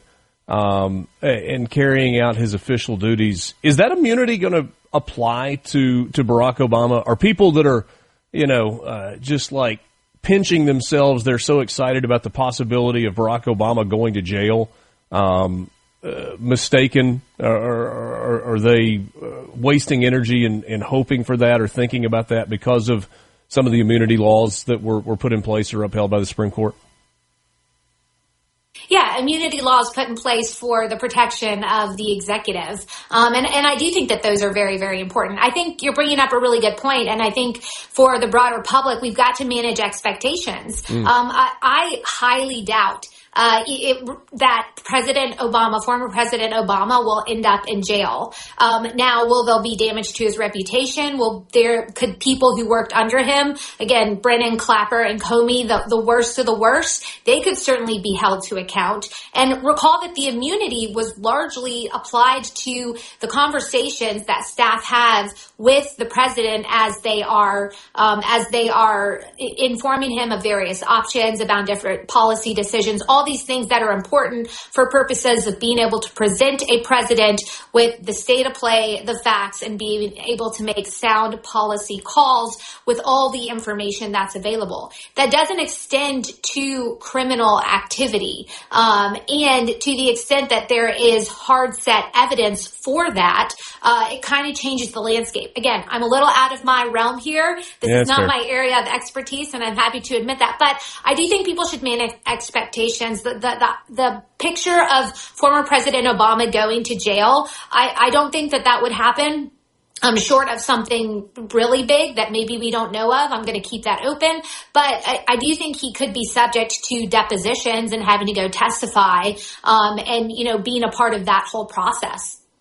C-Spire text line, 601-879-4395. This is something that has been said a lot. Rubio agreed. Senate Republicans agreed. Heck, even Tulsi Gabbard back in 2019 agreed that Russia worked to influence the election. So, knowing that they were involved with this process and this long report that Robert Mueller delivered and everything else, what has changed? Was the coercion so deep that even they were fooled in the process? Did they go along to get along? Is there new information? Yeah, there is new information, and I think are they just playing for a different team now, and so their loyalties lie with the team for which they're currently playing? No, I think there's new information, and the information is that, yes, I think belaboring the point that we all know, Russia tried to interfere with the election. I believe that's a bit of a distraction and something we've known for a long time. It was actually in the original assessment report that just came out that basically said Russia has tried in the ways that they always have. I'm paraphrasing slightly here, but they had no actual impact because they lacked sophistication and the ability to actually interfere. That was essentially the summary of the initial report, that what the new information now shows is President Obama and his team saw that. They did not like that intelligence because it basically did away with any notion that Russia interfered to an extent that had an impact on the actual outcome, number one, and number two, that was to the benefit of President Trump, which was their whole story. So the new information is that they had that clear picture of information. They could have released that to the public and we could have all moved on. But they didn't. They buried that report, and President Obama specifically directed them to go find something better. Again, I'm paraphrasing here, but essentially he said, go find something better, and the something better was the Steele dossier, which is a product of Hillary Clinton's campaign that was just completely baseless, that the career intelligence folks initially dismissed, and rightfully so, but because of political pressure from President Obama and those top three, they resurrected it in a way that planted the story that then really was a dogged issue throughout the entirety of the Trump presidency and then thereafter. When you look at the makeup of Donald Trump's cabinet, there were some superstar names. You know, whether you're talking about Marco Rubio at State or Howard Lutnick with Commerce, or Pete Hegseth or Pam Bondi or Kash Patel or RFK Jr. or Linda McMahon. The list just goes on and on and on. These household names. And yet I feel like very, very few people knew the name Scott Bessent when he was named into his role where he was going to run economic policy for the United States. And yet I might argue that the Secretary of the Treasury has been the biggest star of this administration so far. His delivery is a little stilted. He is a little stiff. He's clearly very, very smart. He's wittier, I think, than anybody realized. What do you make of of the job that Scott Bessent has done in touting and implementing Donald Trump's strategy for the economy. Yeah, I think he's done an absolute fantastic job. And I would agree with you on your assessment. He was the lesser known. He was certainly known in the professional circles, right. Obviously very known to President Trump himself. But yeah, outside of that, he wasn't a part of the media game, or he wasn't a head of a Senate office like Senator Marco Rubio that had run for various high-level positions. So yeah, I mean, I think that he is reflective of the substance that President Trump knew he would need for someone who is going to fix the economy, address inflation, try to onshore businesses, negotiate better trade deals, which it's very precarious in the interim, but once you get the deal, you've got a great deal. He knew he was going to need somebody that he wouldn't have to double check, and that person was Scott Bessent. I think he's done a phenomenal job, and he has just been this voice of stability and reason all throughout. Sometimes politics makes for strange bedfellows. A guy that was a partner at Soros Fund Management is now the number one economic guy. Mandy, thanks as always for your time. Hope you have a great weekend. You as well. Good to be. From the Seabrook Pain Doc. Get the inside track on Mississippi politics. Yeah! Mornings with Richard Cross on SuperTalk Mississippi.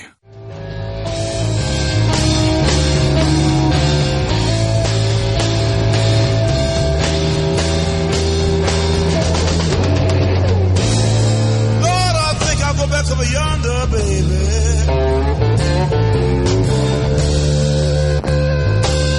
Way back over yonder across the hill.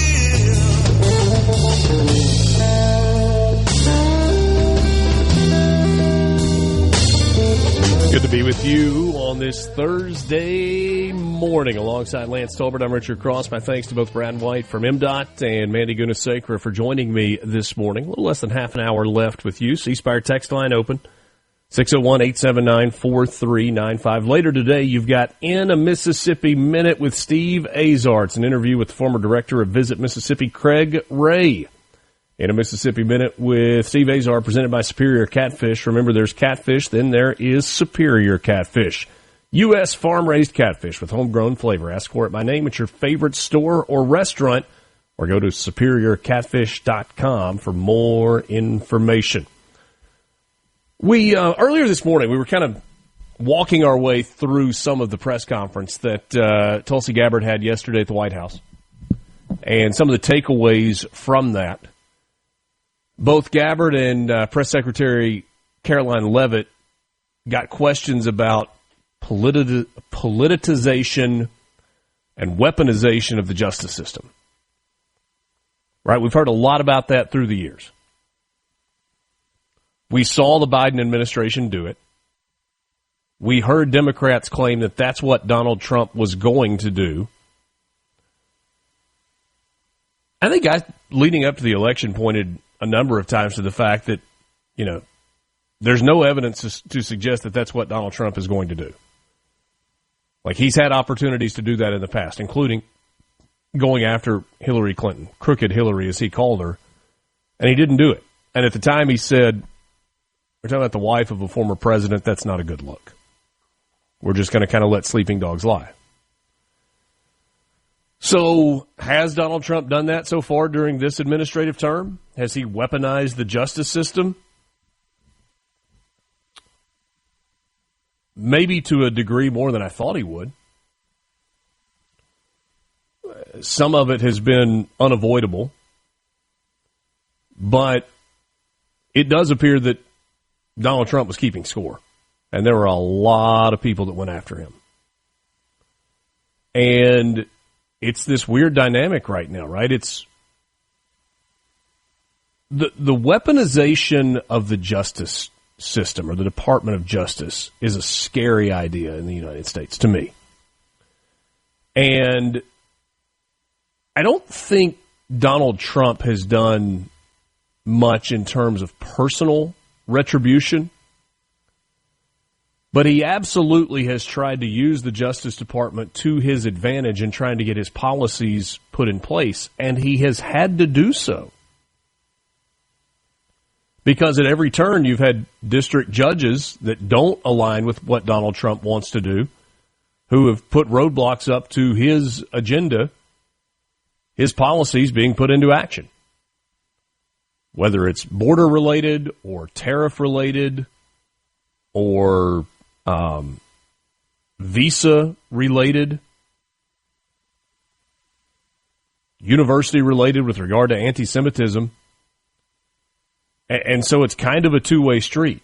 And so if you want to say, well, Donald Trump absolutely has done what the Democrats were doing, he has weaponized the justice system, I guess I would ask you, what choice does he have if that's one of the tools in his toolbox?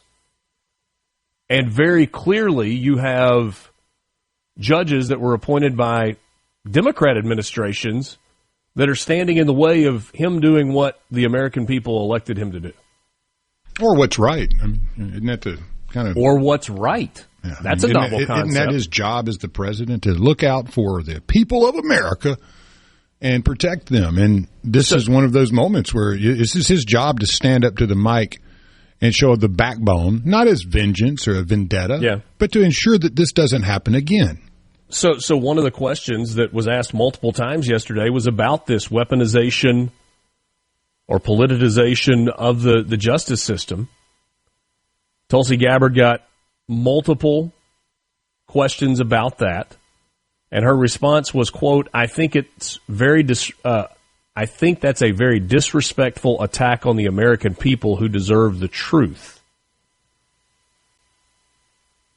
Gabbard attacked Obama in response to a question about whether she was conflating allegations that Russia actually hacked the election or changed results with allegations of Russian attempts to meddle and sow distrust. And she said, I think it's a disservice to the American people that former President Obama's office and others who are criticizing the transparency that is being delivered by releasing these documents. They are doing a disservice to the American people in trying to deflect away from their culpability in what is a historic scandal. There are a lot of people that have said this particular Russia scandal is far more damning and far more serious than Watergate ever dreamed of being. Somebody said poor use of the word weapon or weaponization. I consider responses to be fabrication, conspirings as Democrats did. Trump DOJ is following the evidence as it appears. I don't disagree with that. Somebody said, to be fair, many Trump-appointed judges have also ruled against him. I don't know about many, but some. I mean, the Supreme Court has not been, like, the record for Donald Trump with the Supreme Court is not perfect, but he certainly has had more wins than he has losses.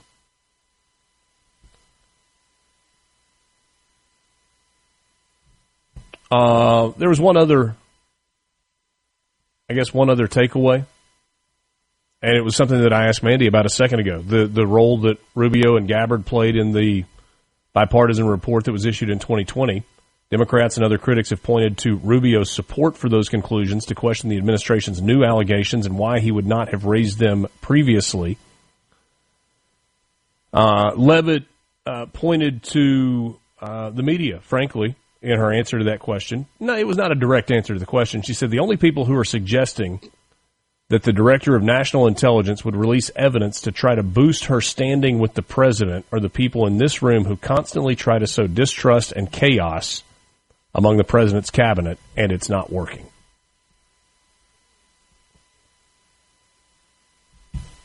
Okay. Another revelation out of this this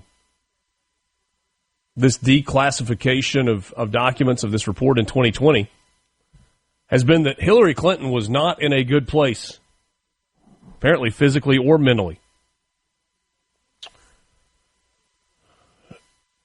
There were health issues that Russia knew about, allegedly, but chose not to disclose. In this new information that was released, insider reports said that Hillary Clinton was using strong sedatives due to worsening mental health, including tranquilizers.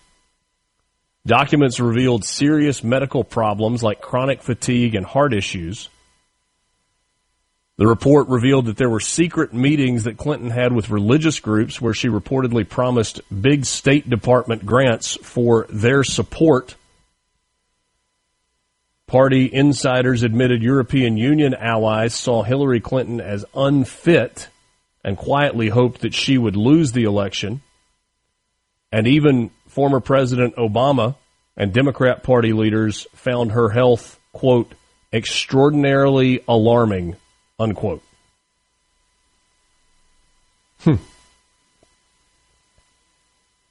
So if indeed all of this is true, you had Obama officials that were pushing the hoax that Russia was helping Trump and targeting Hillary, when in fact they had detrimental information right there at their fingertips that could have decimated the Clinton campaign and sunk it, and yet they didn't release that information. Okay.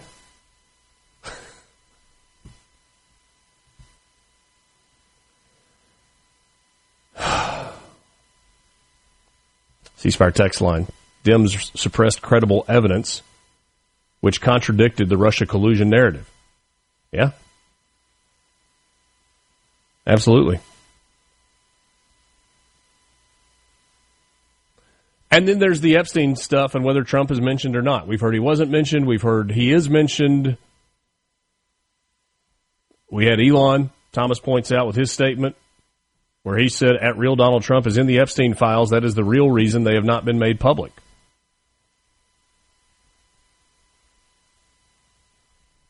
Is there any new information, though, about Donald Trump and the relationship that existed with Jeffrey Epstein? Democrats on a subcommittee of the powerful House Committee on Oversight made a motion yesterday for the subpoena of the Epstein files, just hours before the House was scheduled to end its July work session and depart Washington for a month-long break. Republicans on the panel, 3 of them, voted with Democrats for the subpoena, sending it through on an 8-2 vote tally. The Republican subcommittee chairman, Clay Higgins of Louisiana, said that work was beginning to draft the subpoena, but it would take some time for both sides to work out the final language. The House Oversight Committee has subpoenaed Ghislaine Maxwell, so we'll see where that goes. And we got what most people expected, which was the court saying, no, we're not going to release the grand jury records in Florida from the Epstein files. There is a similar case ongoing in New York. Epstein's story's not going away, even if Donald Trump wants it to. We'll wrap it up with you coming up next. From the Venable Glass. Mississippi in the know. One morning at a time. Mornings with Richard Cross on SuperTalk, Mississippi.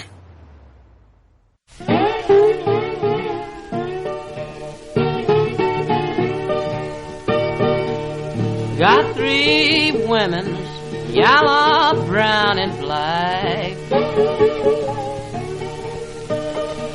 I got 3 women, yellow, brown, and black.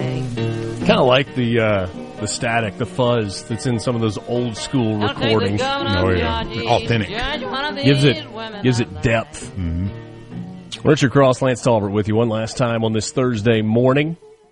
Last day that I'll be with you for the week. I hope you have a wonderful weekend. Hope you can stay cool. Lake, pool, kiddie pool like Lance is going to sit in.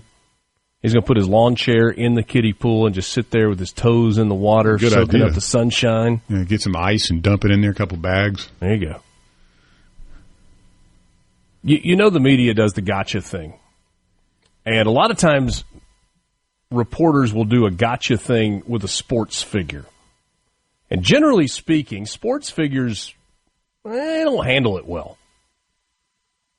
John Harbaugh, the head coach of the Baltimore Ravens, is an exception. Listen to this exchange at I guess this was the first day of the Ravens training camp. I think this was yesterday. You have a member of the sports media looking for a gotcha moment with John Harbaugh of the Baltimore Ravens, and listen to how Harbaugh turned it around on him. Past Donald Trump has said, denigrating things about Baltimore, including no human being who wants to live there. As a prominent representative of Baltimore. Well, how you frame that question? I would frame the question like, you got a chance to go visit with the president, man. What was that experience like? It was amazing. It was awesome. And I promise you, I root for our president. You know, I want our president to be successful, just like I want my quarterback to be successful, and I want my team to be successful. And it was an amazing experience. You know, it's not often you get invited and you get a chance to do something like that as a family. You know, we were there. My daughter was there. Jim's daughters were there. My mom and dad were there. My mom and President Trump. You know, it was just seeing how he treated her was really meaningful. You know, and that's the fourth president. Now, Jim met 7. Jim has met 7 presidents, so he's got the lead on me. I think he pointed it out. Did you guys notice that? Right, he's got 7. I got 4. So had a chance to meet President Obama twice. Incredible experience.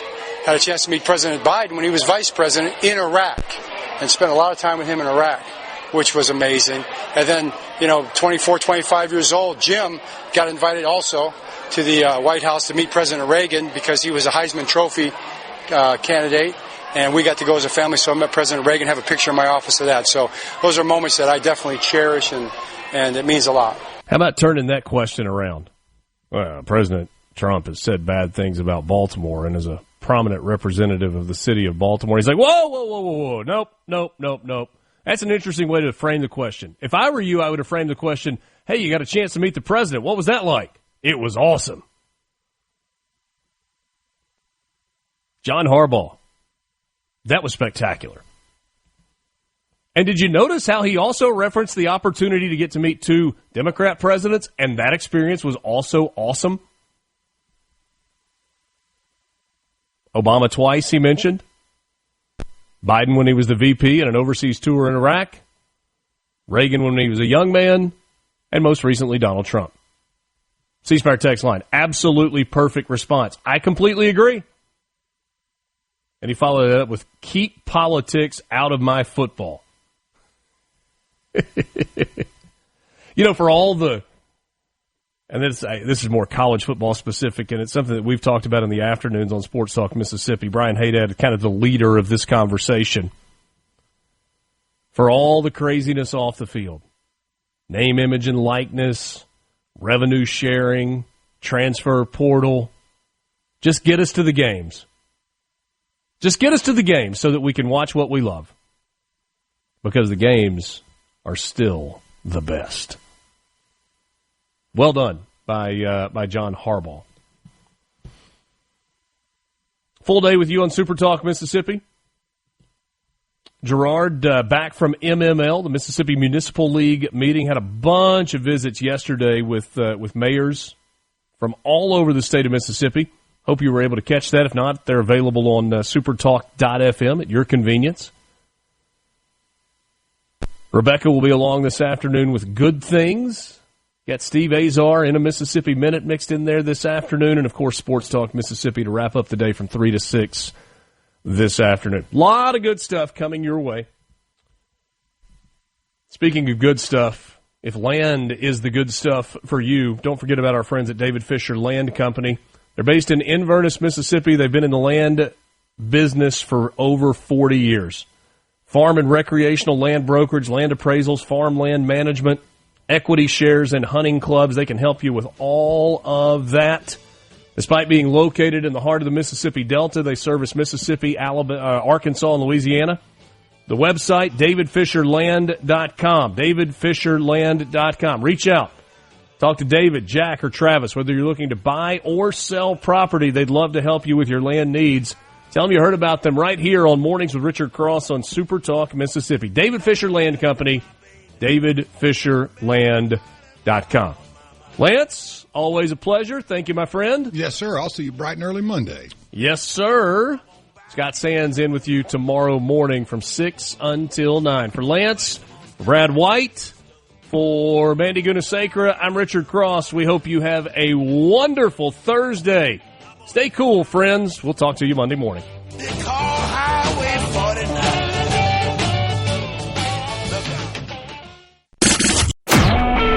A SuperTalk Mississippi media production.